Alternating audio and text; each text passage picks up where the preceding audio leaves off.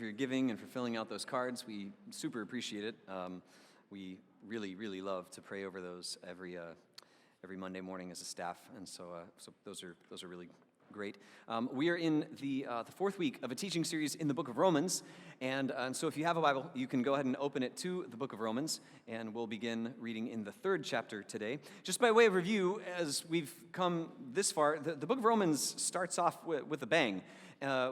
We learned in our first sermon that Paul is really excited about the gospel, and he's so thrilled about what Jesus has done that he's happily describing himself as a slave of Jesus and a preacher of the gospel, because according to him, it's the power of God to save anyone who believes. And in this thing called the gospel, which we're going to unpack for the next many, many chapters and many, many more weeks, this gospel thing is God's righteousness put on cosmic display. And so that was really exciting, and it was especially exciting considering what's currently on display. What's currently on display is not God's righteousness. According to Paul, the very next thing that we learn is that God's wrath is actually what we seem to experience quite a bit of. And it's not the cartoonish wrath of a bunch of devils with pokers kind of getting you. It's God letting us receive the outcome of our decisions, giving us what we ask for, and then allowing us to experience all of the outcome of that which we demand from him. Last week, we heard Paul anticipate then the objection. So if God's got wrath, then God's wrath is probably aimed at them, they're super bad sinners, whoever they are. And so Paul immediately goes after his own tribe, his own group of Christians, Jewish Christians, and he says, now listen, guys, there's no extra special slot for you just because you're Jewish. You don't get like a one-up. You don't get to start 20 yards ahead. Like, God is impartial. He judges all of us equally according to the same measure and standard, which we think sounds great until we realize that that's not as great as we thought, because we all hope for a little bit of a grade curve with God.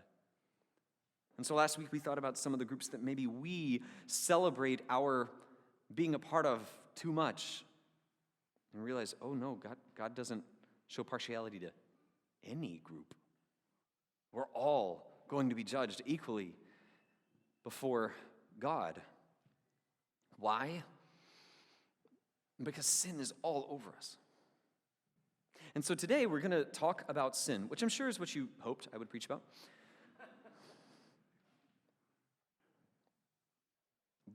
As we dive into Paul's explanation of this condition that's wrapped around our souls, I want you to listen to the words that he uses and do your very best to not do the thing that comes reflexive and natural to me at least, which is to point at someone else's issues. Especially if you call yourself a Christian in the room today, be asking yourself, God, what does this mean for me? So, Romans 3.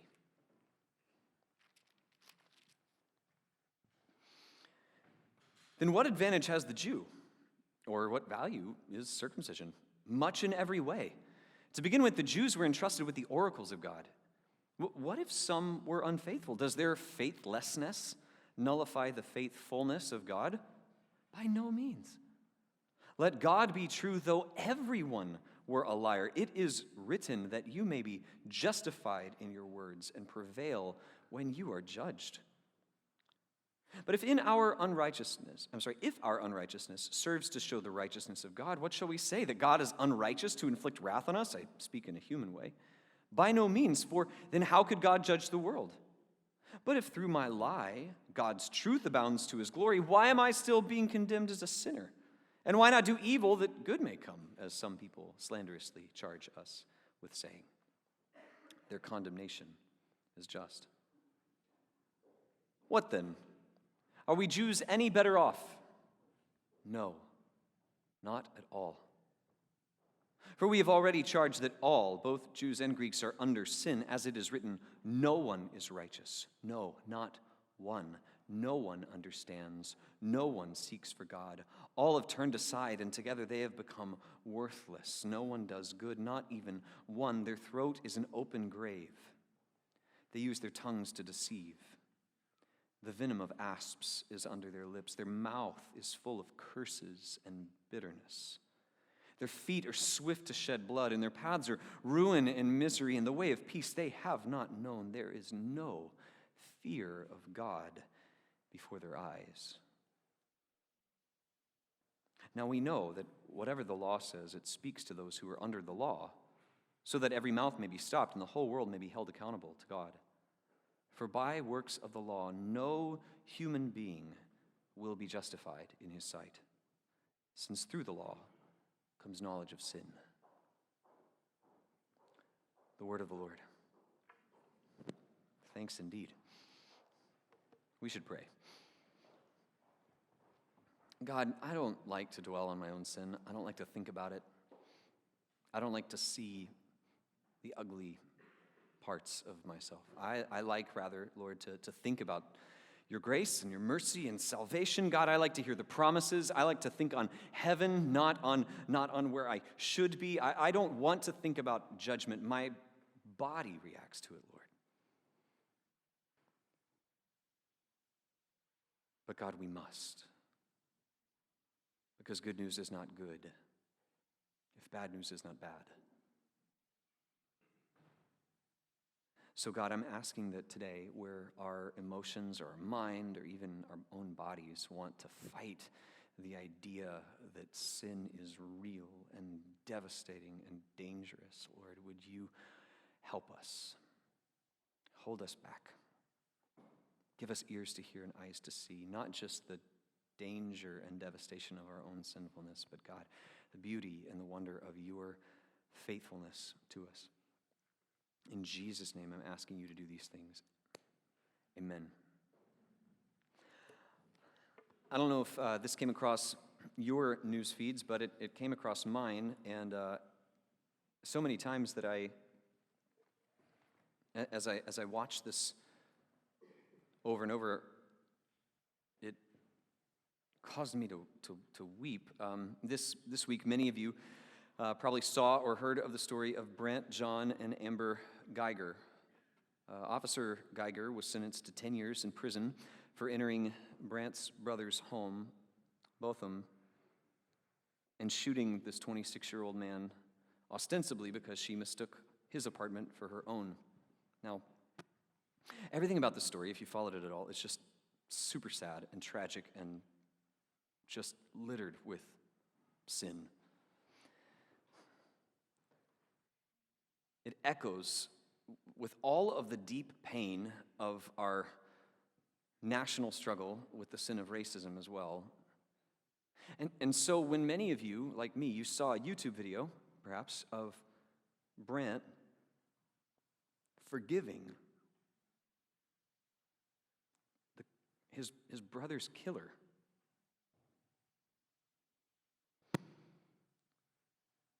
and preaching the gospel to her, and hugging her, and weeping with her, you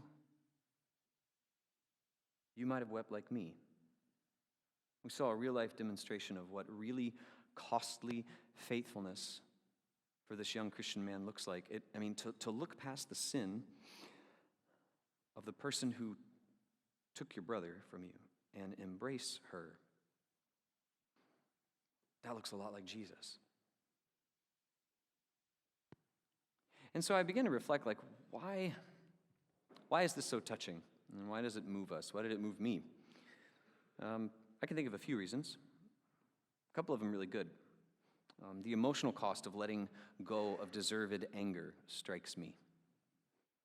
And the forgiveness offered reminds me very much of the times that I have done really terrible things and been forgiven by others, and of course been forgiven by Jesus for my sin. But as I reflected, I found something else that was less good. In addition to all those good reasons, I think I loved this story in some small part because I only got to see the hug and the tears and the forgiveness without feeling the loss of murder injustice and having my own life changed forever without my permission. I think I love to dwell on the good news, and I love to see stories of forgiveness, especially if I can skip past the bad parts and not feel devastated by them myself. And I think if we were to do this, this would be wrong. It was wrong for me. So I was greatly helped the following day, after the story went viral, to see this tendency that I have and we have to embrace grace, but try to avoid awareness of sin. To embrace the good news that, we're forgiven, and it cost Jesus everything, and it cost this young man a ton, and see the teary eyes of forgiveness, and we can all kind of clap at that, and it's like, it's good. It feels good to see and to hear. But if we try to embrace grace and avoid awareness of sin, then we will not be embracing grace. Because sin is too destructive and grace is too important that we allow ourselves to do that. So the following day, I actually was able to see a video of Botham and Brant's mom, Allison. And I heard her words.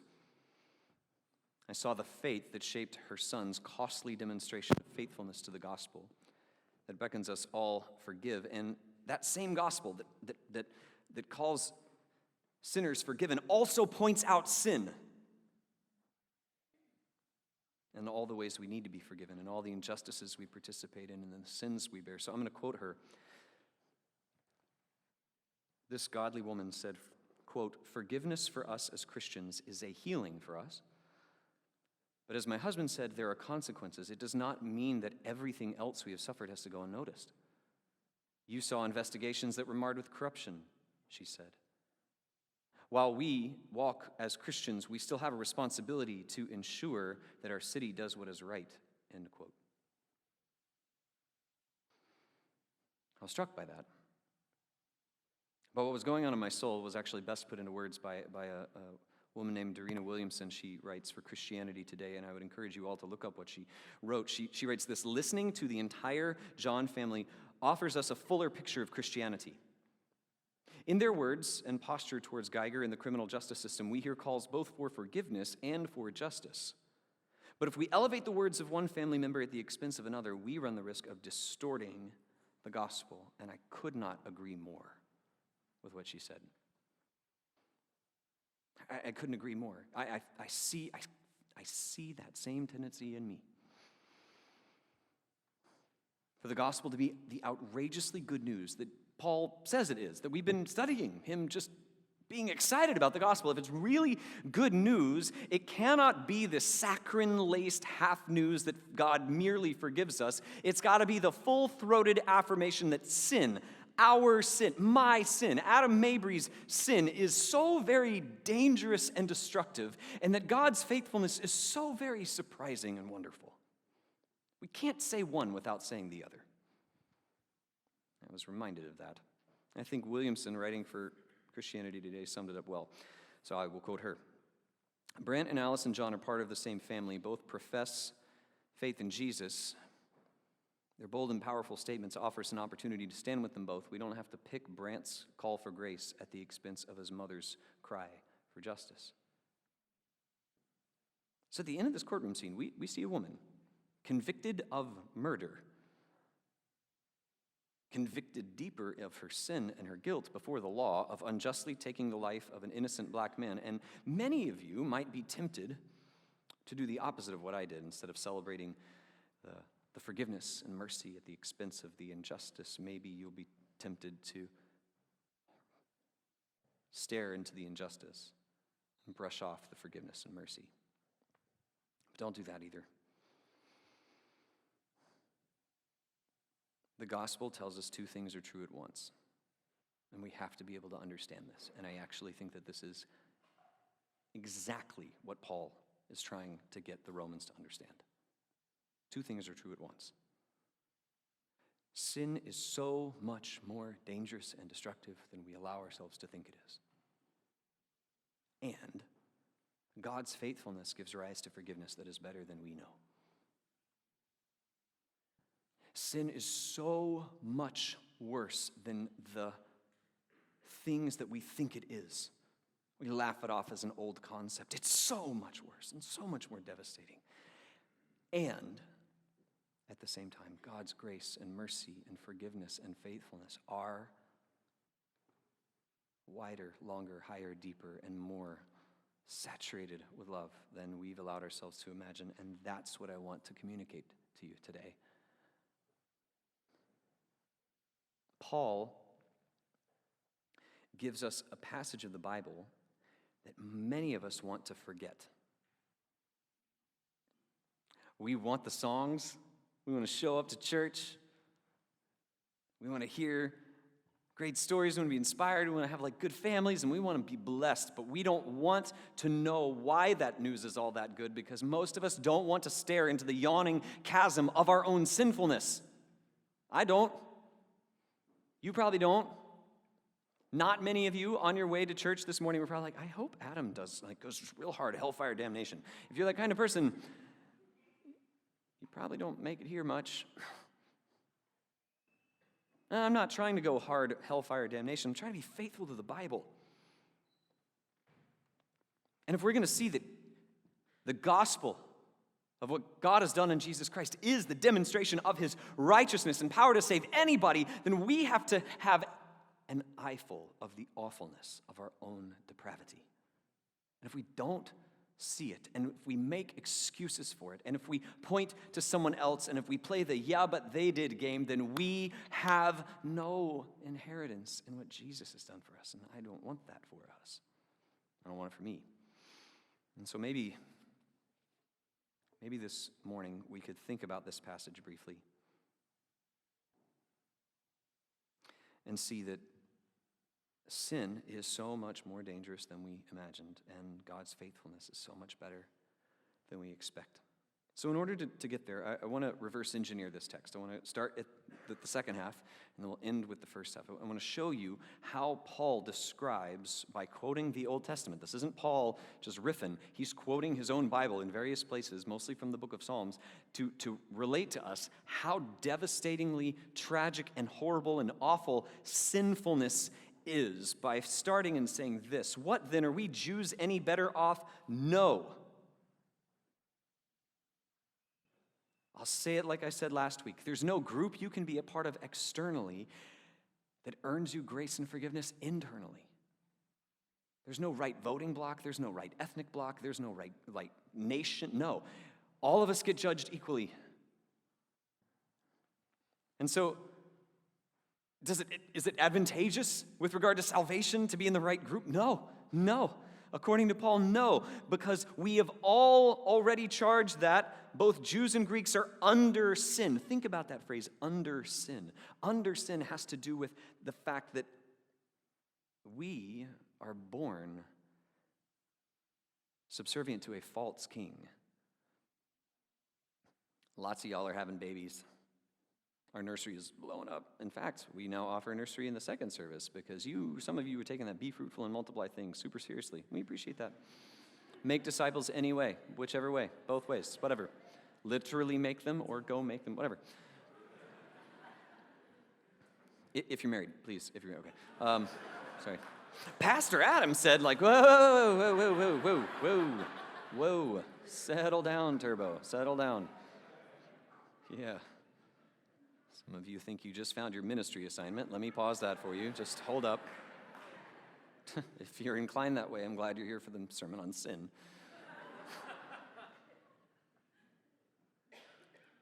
So many babies, though. They're all really adorable. And every one of them are made in the image of God. Every one of them, every one of you. So cool that God puts his image in the world by putting us in the world. But you may find it also difficult to know, until you've raised some children, that every one of those children, those beautiful little babies, have a nature that is choked out by sin, like a python wrapped around its prey. Sinfulness is a condition that its victim cannot extricate himself from. We're under sin. We're under it.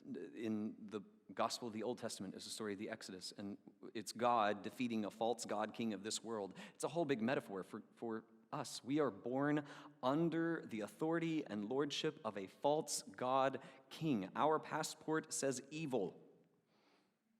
We are citizens of that kingdom.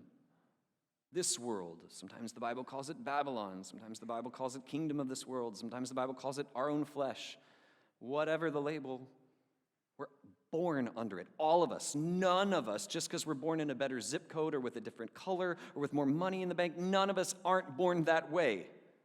All of us are born under sin. Jews and Greeks, which is Paul's universal language in this book.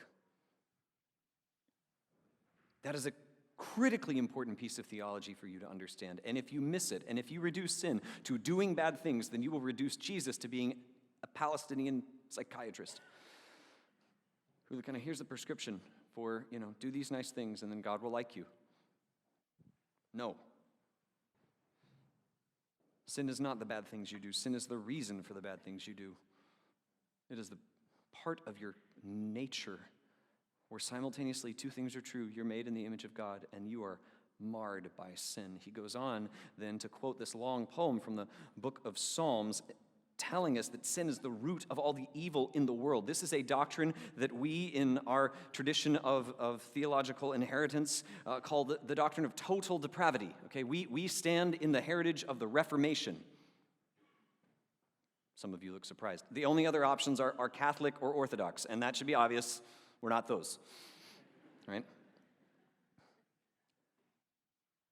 We stand in the history of the theology of the Reformation. This starts by pointing out the supremacy of God and the tragedy of human depravity. What total depravity means isn't that we're all as bad as we could be. It means that every part of us, our mind, our bodies, our emotions, all of them are touched in some way by sin. All of it. My thoughts, my heart, every bit of me is experiencing the totality of depravity. Which is why he goes on to say, no one is righteous, no, not one, no one understands, no one seeks for God. All have turned aside, and together they have become worthless. The word worthless doesn't mean, in this case, like we have no value. It means that we're not doing our job. We're supposed to image God. We're supposed to be little pictures of deity, walking around and making the world look like the heaven from which God sent humans into this place. But because of sinfulness, now we're not doing that well. We're broken. We're simultaneously capable of amazing, amazing natural wonders and world wars. Total depravity, dysfunctional image bearing. It's a devastating charge that the Bible levies at not them, at me, at you. Be very careful with your love of humanity. Humanity is easy to love. Humans, however, are very difficult. How can you say that about humanity? Humanity is amazing. You don't meet humanity. You live next to a human. Some of you with a human. Some of you are like, I know sin's real. Yeah. Total depravity. This means it's not just that we don't do what we ought to do. It's that we want to not do what we shouldn't do, and we don't want to do what we should do. In fact, we don't even want to know God. We can't know God. We can't want to know God. According to the book of Ephesians, also written by the Apostle Paul, we are dead in our trespasses and sins and in the ways in which we once walked, following the prince of the power of the air, the spirit who is now at work in the sons of disobedience, and we, like all of them, are objects of wrath, like the rest of mankind. Sin is so much more dangerous than we imagine. It's the root of all evil. And it's not just dangerous to you. I mean, we can have a long, here's what sin's done to me. There's all the ways sin is. Sin makes you dangerous to us. There, a couple of weeks ago, I gave the analogy, like if I had a table up here and I put 100 Baccarat crystal wine glasses up here and I knocked them all off, I said, would they break? And you rightly said, yes, that is the correct answer. Now, let's say I gathered all the pieces in a box, and I called that box civilization. And then I shook it. Shaking it. Do you think any of them would have come back together? Oh, what would have happened? The jagged edges of one glass would have broken the soft parts of another, and my brokenness does the same thing to you. What's broken about me tends to puncture you, and what's broken about you tends to puncture them. And on we go until we are fully disintegrated in our sin. That's what he means by the venom of vipers is under our lips. I mean, you've read a comment section anywhere on the internet, right? It could be about the most benign thing, like, here's a recipe for delicious blueberry muffins. Racist communist, like, whoa, it's food.com. What are we talking about? And just all of human banality and evil. Like, you just need to get 10 comments down and you're like, I'm gonna back away. I don't want to be part of this. Everywhere. A venom of vipers under our tongues, or in more common parlance, under our thumbs. Oh, some of y'all didn't like that. Yeah, sin, man. It's so much worse than we think it is. And its final effect is to do this. It says, there's no fear of God before their eyes. All right, Bible scholars. The fear of the Lord is the beginning of wisdom. So when you have no fear of the Lord, you, therefore, are a fool. Sin maroons us, therefore, into this ocean of our own foolishness, and we know not the way out. It's so much worse. It's so much worse than I can preach to you in the time I have allotted, which is why we're going to be here till 4. No. It's so bad. One guy, woo, I like you. We should hang out. It's so much worse. And so what some of you do when you hear just the horrible, devastating nature of sinfulness, you go, I know what I'll do. I will try harder and do better. Maybe invent a religion around it. Yeah, get some rules going, a book, a dusty leather-bound book. Maybe a building where we can all stand and sing in the same direction, feel really bad for ourselves after the first 45 minutes, and then remind ourselves to come back and try harder next week. Some of you are like, isn't that what we're doing? Gosh, I hope that's not what we're doing. That's called religion or paganism or 1,000 other things. We try to obviate our own moral bankruptcy by obeying in some other areas. Put up that image of a scale. We tend to think that our own judgment will work out like this somehow, right? Like, oh, I'm going to get to the end of my days. I'm going to pile all the good things I did on one side and all the bad things I did on the other and go, I think you'll find, Lord, that though I did X, I did far more of Y. I'm a driver in Boston, which means I struggle with anger and impatience. I mean, it's part of the exam to get your license here. Do you struggle with anger? No, you can't drive. Right? It's kind of, we want a culture here in Boston.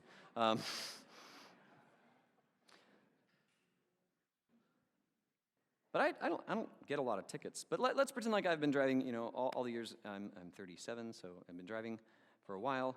Let's pretend like I'm driving, and for the first time, I get pulled over, and I break the speed limit, and the cop gives me a ticket, and I say, whoa, officer, now, I think you'll find that for this many years, I've been perfectly lawful. So you can take your ticket. He would write me another ticket. One for being speeding and one for being an idiot, right? Like, I don't know, feel like they can find a statute for that, right? And he should, because there's no amount of obeying the speed limit that makes my one violation of it not a violation of it. It doesn't work. Let me make it a little bit more real. To use our earlier example, there's no... Officer Geiger's going to go to jail for 10 years. She could go to jail for 10,000 years. That will not bring back the person that she slew. It doesn't work like that.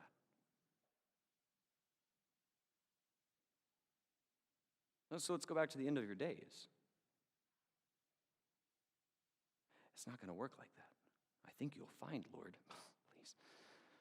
You can't obey the law enough to deal with your disobedience to the law. All the law can do is go, this is the way you're supposed to live, and your one transgression of the law is the transgression of the whole law, Paul's going to say later. And so being a good guy most of the time, or being a good gal most of the time, won't get you right with God. It won't even get you right with traffic law.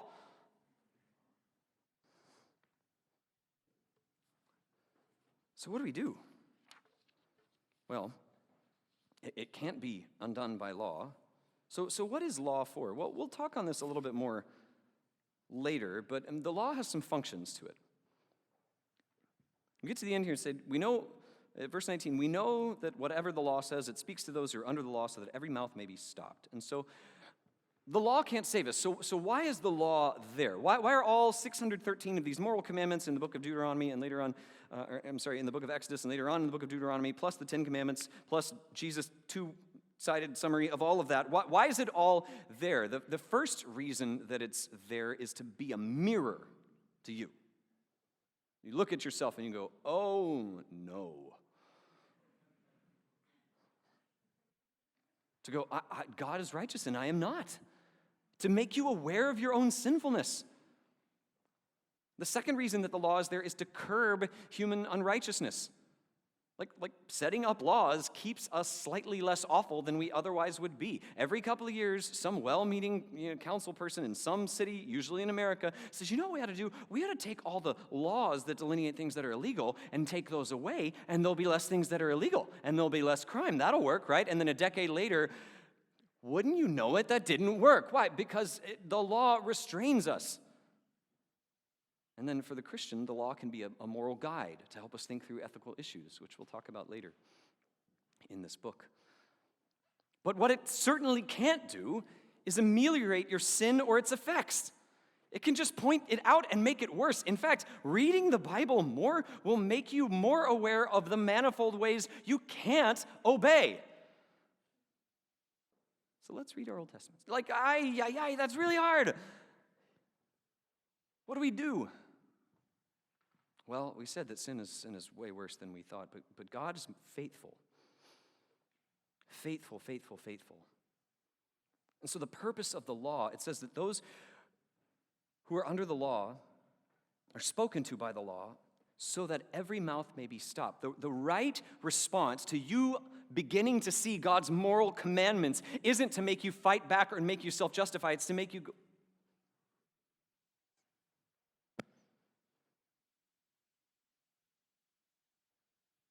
to make you silent. I don't know if any of you, when you were younger and your parents would point out something you needed to change, you would be quick with an excuse. This may shock some of you, but I was usually quick with an excuse. And I have created after my own kind. I know. It's like my very, very litigious genes found Hope's genes, put them in the closet, and I cloned myself with a host. So my youngest guy, my little guy, Wyatt, I love Wyatt. I'm telling myself that for me. That wasn't for you. That's for me. I love Wyatt. No, I really do. I love this kid. He's like the sweetest. I cannot wait to see the young man that he becomes, but he is Captain Yabat. Yabat. Hey, Wyatt, could you do Yabat? Hey, son, don't do Yabat. Ooh. So he's currently buried in my basement. No, I'm just playing. Just playing. He went to kids' church today. We fed him. It's good. Everything's good. Wyatt's fine. Perfectly healthy. But we want to make excuses for our own violations of the law. And part of what this is designed to make us do is to shut our mouths and look deeply into our own unrighteousness. Don't deny yourself the gift of seeing your own depravity. For if you do, you will think yourself an historical outlier. Well, if I had been alive in, Germany in the 1930s and 40s, I would have stood against Hitler. If I'd been alive, when Stalin was coming to power, I'd have been out there with a sign. I'd have stood against blah, blah, blah, blah, blah, blah. Statistically, no, you wouldn't. No. Yes, sociologically, no. Theologically, definitely no. You wouldn't. No, if you imagine yourself to be the hero in every story of history and the hero in every story of the Bible, you are not reading either of those things as you ought. And neither would I be. We'd have been right there, man. God is more faithful than we expect. So, we read here, what value has the Jew? Good, much in every way. The Jews were entrusted with the oracles of God. Just because some were unfaithful doesn't nullify the faithlessness of God. But then he deals with this like anticipated, but if God wants to demonstrate his righteousness and his grace through my sinfulness and my disobedience, why wouldn't I disobey more so that God could get more of an opportunity to demonstrate his grace? Yeah. You've all seen that meme, right, where Batman slaps Robin? I'm just asking. Just wondering if you had.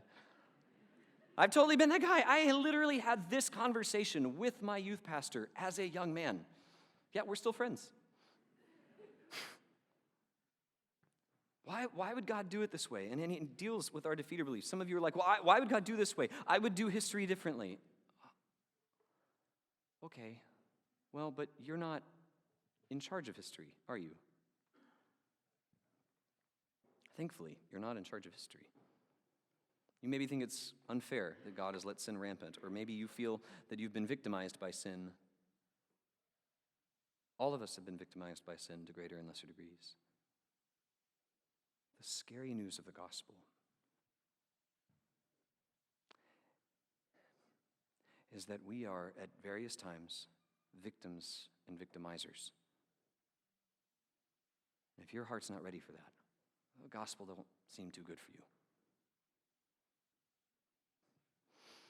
Some of you will say, well, listen, Pastor Adam, look, we gotta keep the message positive. We gotta keep talking like about good things and keep blessing and all that good stuff. And boy, that just, come on, American evangelicalism. Hard eye roll. You don't find these anymore because they've all closed, peace be upon them. But when Christian bookstores existed, you would walk in and you would see 9 books on theology and missions, and then 2,785 bajillion books on Christian living that most of us didn't read. And they're all like, how to be better you, the youiest you. Squeeze the blessings out of the Bible.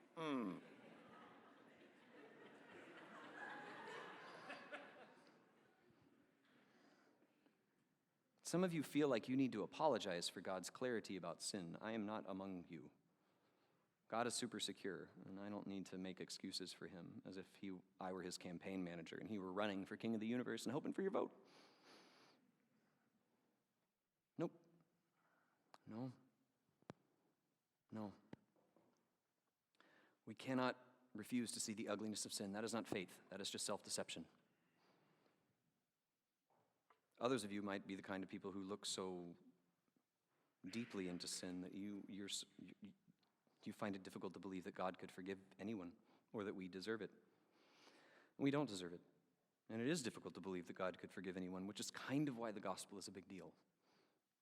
Because sin is so much more devastatingly bad than we have ever allowed ourselves to think. But God's faithfulness is so much better. Because in this passage we see right here, if some are unfaithful and some disobey, does this nullify the faithfulness of God? No. God is always faithful. He has a relational credit score of perfect. He is doing exactly what he said he would do. In Deuteronomy 28, how many of y'all grew up in a good Pentecostal church? You love Deuteronomy 28. I'm blessed in the city. I'm blessed in the field. Organ hit. I'm blessed when I come. Right? Come on. I feel you. I like that church. Deuteronomy 28, 1 through 14. Lots of blessings. Do you know what comes in verse 15 through like 39? All the curses. It's lots more curses. Way more curses for disobedience. So listen, if you obey, this is coming at you. But if you don't obey, all this is coming at you, and it's a lot. It's a lot. We don't write songs about it. That's probably why you don't know. God's faithful to do exactly what he says he will do. He will bless those who are righteous, and he will not those who are not. and we are not. But God is also faithful to his promise to redeem us. You'll remember maybe in your Bible, Genesis 3, the first promise God made to redeem the world, to send a snake crusher to defeat the enemy through the woman. Jesus. Jesus is that man.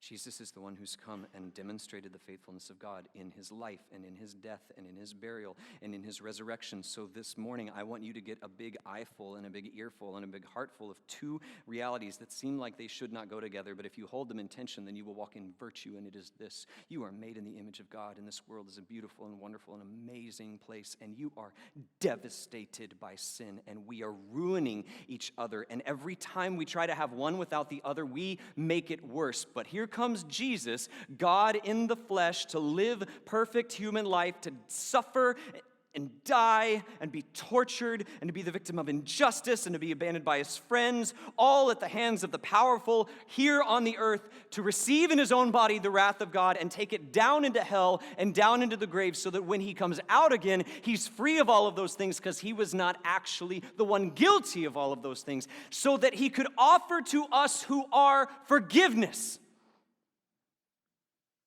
Simultaneously, God demonstrating that he is faithful to bless the righteous and faithful to take injustice seriously enough to destroy it. And in Jesus' own destruction of his body, God put the false king of this world on notice and offers to free those of us who are born under his rulership. So if you've been born again into a living hope, if you have a passport that says Kingdom of God on it, if you've been baptized and you lift your hands and you call yourself a Christian, then you must see that sin is devastating and it is dangerous. And God is faithful and he is wonderful. For you, I simply ask, don't play with sin. Just don't. Just don't. Oh, it's just a little porn, it's just a little lust, it's just a little too much to drink, it's just a little bit of cosmos-destroying rebellion. It's not good. Don't play with it, man. Just don't. What starts with dislike blossoms to hate and ends up making murder possible.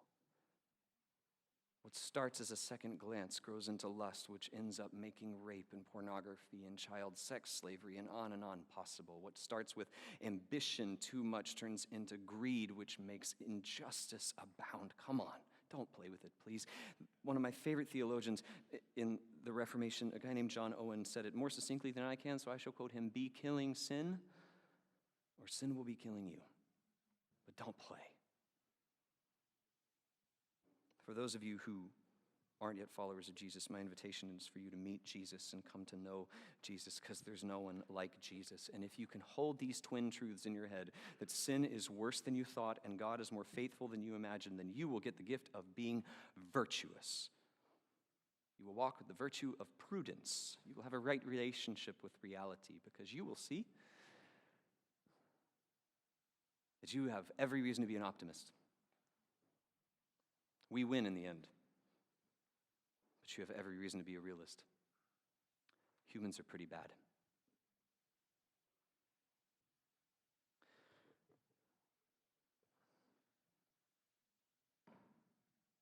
This week we got to see a real demonstration of the gospel in the news. You don't see it often, which is why I brought it to our attention. We got to see a victim and a man with every right to hate and judge lay down that right, because his king laid down that right for him. Don't let the good vibes keep you from also getting an eyeful of the injustice which made this so beautiful. And let this teach us something. That sin is so bad, and it's breaking everything, but Jesus has come to make all things new.